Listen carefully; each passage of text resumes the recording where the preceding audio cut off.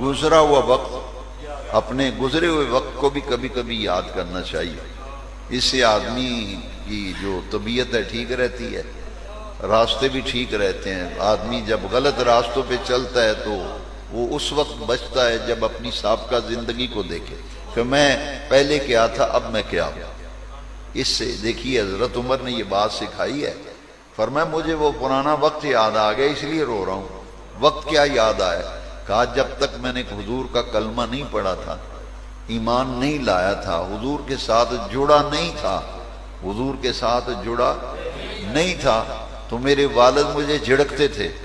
ان کے والد کا نام خطاب ہے نا، تو فرماتے ہیں میرے ابا جان خطاب مجھے ڈانٹتے تھے اور جھڑکتے تھے کہ اے عمر تو بھی کوئی بندہ ہے، تو بھی کوئی بندہ ہے کہ تم میں اونٹ چرانے کے لیے بھیجتا ہوں تو یہ اونٹ کو ریوڑ جو ہے تیرے قابو میں نہیں آتا، تو اسے اونٹ نہیں سنبھالے جاتے. میں تمہیں بھیجتا ہوں جاؤ اونٹ چرا کے لاؤ، لیکن تم اونٹوں کو بھی قابو میں نہیں رکھ سکتے. فرمایا ایک وقت وہ تھا کہ 10-15 اونٹ میرے ابا جان مجھے چرانے کے لیے بھیجتے تھے، وہ میرے قابو میں نہیں آتے تھے.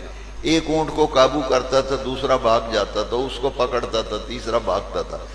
اور کہا کہ حضور کے دامن سے جڑنے اور حضور سے وابستہ ہونے کی یہ برکت ہے کہ آج میں 22 لاکھ مربع میل پر بسنے والے انسانوں کو کنٹرول کر رہا ہوں.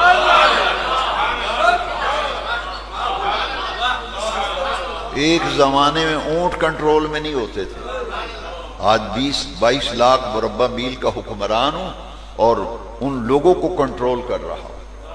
اور فرمایا کہ رونا اس لیے آ گیا کہ اگر حضور کے ساتھ میں وابستہ نہ ہوتا، حضور کے ساتھ نہ جڑتا، حضور کی صحبت میں نہ آتا، حضور کی معیت میں نہ آتا، حضور سے دین نہ سیکھتا، اللہ رسول کی باتیں نہ سیکھتا، تو آج یہ دن مجھے دیکھنے کے لیے ملتے. میں رو اس لیے رہا ہوں کہ پرانا زمانہ یاد آ گیا کہ نبی کریم علیہ السلام کے دامن لطف و کرم اور دامن رحمت سے وابستہ ہونے کا یہ فیضان ہے کہ آج میں 22 لاکھ مربع میل کا حکمران ہوں اور 22 لاکھ مربع میل پر بسنے والے انسانوں پر حکومت کر رہا ہوں. والذین معه. اس سے ایک سبق یہ ملا، بظاہر تو صحابہ کا ذکر ہے نا کہ حضور کے ساتھ رہتے ہیں، لیکن قیامت تک کے لیے بشارت ہے.